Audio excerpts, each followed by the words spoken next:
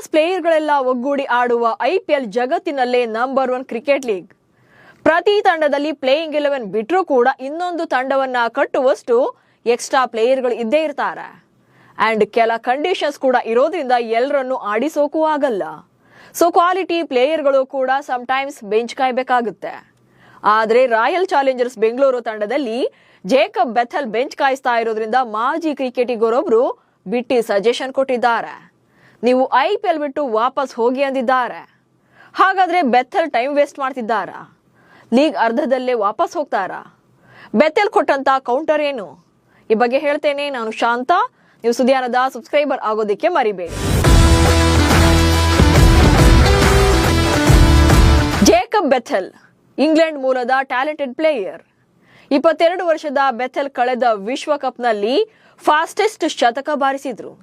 ಜೊತೆಗೆ ಇಂಗ್ಲೆಂಡ್ ಪರ ಎಲ್ಲಾ ಮಾದರಿಗಳಲ್ಲಿ ಶತಕ ಬಾರಿಸಿದ ಅತ್ಯಂತ ಕಿರಿಯ ಬ್ಯಾಟರ್ ಕೂಡ. 2024ರ ಮೆಗಾ ಆಕ್ಷನ್ ನಲ್ಲಿ ಬೆಂಗಳೂರು ತಂಡ ಬೆಥೆಲ್ ರನ್ನ 2.60 ಕೋಟಿಗೆ ಖರೀದಿ ಮಾಡಿದೆ. 2025ರ ಸೀಸನ್ ಅಲ್ಲಿ 2 ಪಂದ್ಯಗಳನ್ನು ಆಡಿದ್ರು. ಚೊಚ್ಚಲ ಮ್ಯಾಚ್ ಅಲ್ಲಿ ಅರ್ಧ ಶತಕ ಕೂಡ ಬಂದಿತ್ತು. ಆದ್ರೆ ಆನಂತರ ಮತ್ತೆ ಅವಕಾಶ ಸಿಕ್ಕಿಲ್ಲ. ಅದಕ್ಕೆ ಸಾಕಷ್ಟು ಕಾರಣಗಳಿವೆ. ಆದ್ರೆ ಇಂಗ್ಲೆಂಡ್ನ ಮಾಜಿ ಆಟಗಾರ ಅಲೆಸ್ಟರ್ ಕುಕ್ ಉಚಿತ ಸಲಹೆ ಕೊಟ್ಟಿದ್ದಾರೆ. IPL ಬಿಟ್ಟು ಕೌಂಟಿ ಕ್ರಿಕೆಟ್ ಆಡುವಂತೆ ಬೆಥೆಲ್ಗೆ ಬಿಟ್ಟಿ ಸಲಹೆ. Jacob Bethell young cricketer. ಈ ಸೀಸನ್ ಅಲ್ಲಿ RCB ಪರ ಇನ್ನೂ ಒಂದು ಪಂದ್ಯವನ್ನ ಆಡೋಕೆ ಅವರಿಗೆ ಅವಕಾಶ ಸಿಕ್ಕಿಲ್ಲ. ಮತ್ತೊಂದು ಕಡೆ ಇಂಗ್ಲೆಂಡ್ ನಲ್ಲಿ ಕೌಂಟಿ ಚಾಂಪಿಯನ್ಶಿಪ್ ಆರಂಭವಾಗಿದೆ. ಅವರ ತಂಡ ವಾರ್ವಿಕ್ ಶೈರ್ 3 ಪಂದ್ಯಗಳನ್ನಾಡಿದೆ. ಸದ್ಯ ಡಿವಿಷನ್ 1 ನಲ್ಲಿ 2ನೇ ಸ್ಥಾನದಲ್ಲಿದ್ದಾರೆ. ಆದ್ರೆ ಇಂಗ್ಲೆಂಡ್ ನ ಟೆಸ್ಟ್ ತಂಡದ ಮಾಜಿ ನಾಯಕ ಅಲೆಸ್ಟರ್ ಕುಕ್ ಬೆಥೆಲ್ ಬಗ್ಗೆ ಅಸಮಾಧಾನ ವ್ಯಕ್ತಪಡಿಸಿದ್ದಾರೆ. ಸಿಡ್ನಿಯಲ್ಲಿ ಬಲವಾದ ಬೌಲಿಂಗ್ ದಾಳಿ ಹಾಗೆ ಕ್ರೂಷಿಯಲ್ ಟೈಮ್ ಅಲ್ಲಿ ಬೆಥೆಲ್ ಬ್ಯಾಟಿಂಗ್ ಮಾಡಿದ ರೀತಿ ಅದ್ಭುತವಾಗಿತ್ತು. ಆದ್ರೆ ಈಗ IPL ನಲ್ಲಿ ಏನನ್ನೂ ಮಾಡದೆ ಬೆಂಚ್ ನಲ್ಲೇ ಕೂತಿದ್ದಾರೆ. ಬಹುಶಃ ಲೀಗ್ ಅರ್ಧದ ಬಳಿಕ ಇಂಗ್ಲೆಂಡ್ಗೆ ತೆರಳಿ ವಾರ್ವಿಕ್ ಶೈರ್ಗಾಗಿ ಆಡಬಹುದಿತ್ತು ಎಂದಿದ್ದಾರೆ. ಆಕ್ಚುಲಿ ಇಲ್ಲಿ ಅಲೆಸ್ಟರ್ ಕುಕ್ ಹೇಳಿರೋದ್ರ ಹಿಂದೆ ಯಾವ ಅರ್ಥನೂ ಇಲ್ಲ. ಬಹುಶಃ ಇದನ್ನ ಲಾಜಿಕ್ ಇಲ್ಲದೆ ಸಜೆಷನ್ ಕೊಟ್ಟಿದ್ದಾರಷ್ಟೇ. ಯಾಕೆ ಅನ್ನೋದನ್ನ ಹೇಳ್ತಾ ಹೋಗ್ತೇನೆ ನೋಡಿ. Jacob Bethell royal Challengers Bengaluru ತಂಡದಲ್ಲಿ ಸುಖ ಸುಮ್ನೆ ಬೆಂಚ್ ಕಾಯಿಸ್ತಾ ಇಲ್ಲ. ಹಾಗಂತ ಬೆಂಚ್ ಕಾಯಿಸೋದು ಅವಮಾನ ಕೂಡ ಅಲ್ಲ. ಯಾಕಂದ್ರೆ ಬೆಥೆಲ್ಗಿಂತ ಬಿಗ್ ಹಾಗೆ ಸ್ಟಾರ್ ಪ್ಲೇಯರ್ಗಳು ಎನಿಸ್ಕೊಂಡವರು ಕೂಡ ಆಡದೆ ಬೆಂಚ್ ನಲ್ಲಿ ಕುಳಿತಿದ್ದಾರೆ. ಅದಕ್ಕೆ ಕಾರಣ ಕೆಲ ರೂಲ್ಸ್. ಈಗ IPL ನಲ್ಲಿ ಒಂದು ಇನ್ನಿಂಗ್ಸ್ ನಲ್ಲಿ ತಂಡವೊಂದರ ಪರ 4 ವಿದೇಶಿ ಆಟಗಾರರನ್ನ ಮಾತ್ರ ಆಡಿಸೋಕೆ ಅವಕಾಶ ಇರುವಂತದ್ದು. ಅಂದ್ರೆ 7 ಆಟಗಾರರು ಸ್ವದೇಶಿಗರು ಹಾಗೆ 4 ವಿದೇಶಿಗರು ಅಂತಾನೆ ರೂಲ್ಸ್ ಇರೋದು. ಸೊ ಈ ನಿಯಮವನ್ನು ಕೂಡ ಅರ್ಥ ಮಾಡ್ಕೊಳ್ಬೇಕು.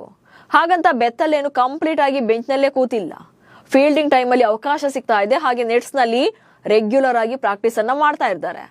ಅದು ಅಲ್ಲದೆ ಪ್ಲೇಯಿಂಗ್ 11 ನಲ್ಲಿ ಯಾರನ್ನ ಆಡಿಸ್ಬೇಕು ಯಾರನ್ನ ಕೂರಿಸಬೇಕು ಅನ್ನೋದನ್ನ ಆಯಾ ತಂಡಗಳ ಮ್ಯಾನೇಜ್ಮೆಂಟ್ ಡಿಸೈಡ್ ಮಾಡುತ್ತೆ. ಅಲೆಸ್ಟರ್ ಕುಕ್ ಅಲ್ಲ. ಆಲ್ರೆಡಿ 4 ವಿದೇಶಿಗರು ಅಂತ ಬಂದಾಗ ಫಿಲ್ ಸಾಲ್ಟ್ ಇದ್ದಾರೆ. ಓಪನಿಂಗ್ ಬ್ಯಾಟರ್, ಅನುಭವಿ ಬ್ಯಾಟರ್, ಜೊತೆಗೆ ಒಳ್ಳೆ ಪ್ರದರ್ಶನ ಬರ್ತಾ ಇದೆ. ಸೊ ಅವರನ್ನ ಕೈ ಬಿಡೋಕಾಗಲ್ಲ. ಹಾಗೆ Tim David the best finisher. Death ಓವರ್ಗಳಲ್ಲಿ ಡೆವಿಲ್ ಅವತಾರ ತಾಳ್ತಾರೆ. ಚೆನ್ನೈ ವಿರುದ್ಧದ ಮ್ಯಾಚ್ ಅಲ್ಲಿ 25 ಬಾಲಲ್ಲೇ 70 ರನ್ಗಳನ್ನ ಕಲೆ ಹಾಕಿದ್ರು. ಇನ್ನು ರಮ್ಯಾರಿಯಾ ಶೆಫರ್ಡ್ ಅವರಂತೂ ದೈತ್ಯ ರಾಕ್ಷಸ. ಕ್ರೀಸ್ ಕಚ್ಚಿ ನಿಂತರೆ ಮೈದಾನ ಬಿಟ್ಟು ಬಾಲ್ ಆಚೆ ಹೋಗ್ತಾವೆ. ಹೌದು, ಬೌಲಿಂಗ್ ನಲ್ಲಿ ಲಾಸ್ಟ್ ಓವರ್ ಅಂತ ಬಂದಾಗ ಸ್ವಲ್ಪ ಎಕ್ಸ್ಪೆನ್ಸಿವ್ ಅನಿಸಿರಬಹುದು. ಆದ್ರೆ ಆ ಟೈಮ್ ಅಲ್ಲಿ ಆಲ್ರೆಡಿ ಮ್ಯಾಚ್ ಕೈ ತಪ್ಪಿರುತ್ತೆ. ಸೊ ಶೆಫರ್ಡ್ ಕೈಯಿಂದ ಅದನ್ನ ಉಳಿಸೋದು ಕಷ್ಟ ಆಗಿರುತ್ತೆ. ಹಂಗಂತ ಅವರನ್ನ ಬ್ಲೇಮ್ ಮಾಡೋಕ್ಕೂ ಆಗಲ್ಲ, ಜೊತೆಗೆ ಬೆಂಚ್ ಕಾಯಿಸೋಕ್ಕೂ ಕೂಡ ಆಗಲ್ಲ. ಇನ್ನು ಜೋಶ್ ಹೇಜಲ್ವುಡ್ ವಿಕೆಟ್ ಟೇಕಿಂಗ್ ಬೌಲರ್. ಸೊ ಅವರನ್ನ ಬಿಟ್ಟು ಆಡೋಕೆ ನೋವೇ ಚಾನ್ಸೇ ಇಲ್ಲ. ಪವರ್ ಪ್ಲೇ ಹಾಗೆ ಡೆತ್ ಓವರ್ ನಲ್ಲಿ ಭುವನೇಶ್ವರ್ ಕುಮಾರ್ಗೆ ಅವರ ಸಾಥ್ ಬೇಕೇ ಬೇಕು. ಸೊ ಇಲ್ಲಿ 4 ಅಂತೂ ಆಡೇ ಆಡ್ತಾರೆ ಫಾರಿನ್ ಪ್ಲೇಯರ್ಗಳು. ಕ್ವಾಲಿಟಿ ಪ್ಲೇಯರ್ಸ್ ಇದ್ದಾರೆ ಅಂತ 5 ವಿದೇಶಿ ಆಟಗಾರನ ಆಡಿಸೋಕು ಕೂಡ ಆಗಲ್ಲ. ಯಾಕಂದ್ರೆ ಆಡಿಸೋದೇ 4ರನ್ನ. ಹೀಗಾಗಿ ಸ್ವಲ್ಪ ಯೋಚನೆ ಮಾಡಿ ಕುಕ್ಕು ಮಾತಾಡ್ಬೇಕು. ಅದು ಅಲ್ಲದೆ ಬೆಂಚ್ ಕಾಯಿಸ್ಬೇಕಾ ಅಥವಾ ಆಡಿಸ್ತಾರ ಅನ್ನೋದು ಎಲ್ಲಾ ರೂಲ್ಸ್ ಗೊತ್ತಿದ್ದೇ ಇಲ್ಲಿ ಬೆಥೆಲ್ ಕೂಡ RCB ಅನ್ನ ಸೇರ್ಕೊಂಡಿರ್ತಾರೆ. ಜೊತೆಗೆ ಹಣ ಕೂಡ ಪಡೆದಿರ್ತಾರೆ. ಹಂಗಂತ ಆಡಿಸ್ತಾ ಇಲ್ಲ ಪ್ಲೇಯಿಂಗ್ 11 ಬಿಟ್ಟು ಹೋಗ್ತೀವಿ ಅಂತ ಅವ್ರಿಗೆ ಹೇಳೋಕೂ ಆಗಲ್ಲ. ಯಾಕಂದ್ರೆ ಅವ್ರ ತರದಲ್ಲಿ ಸಾಕಷ್ಟು ಆಟಗಾರರು IPL ನಲ್ಲಿ ಅದೇ ಕೆಲಸ ಮಾಡ್ತಿದ್ದಾರೆ.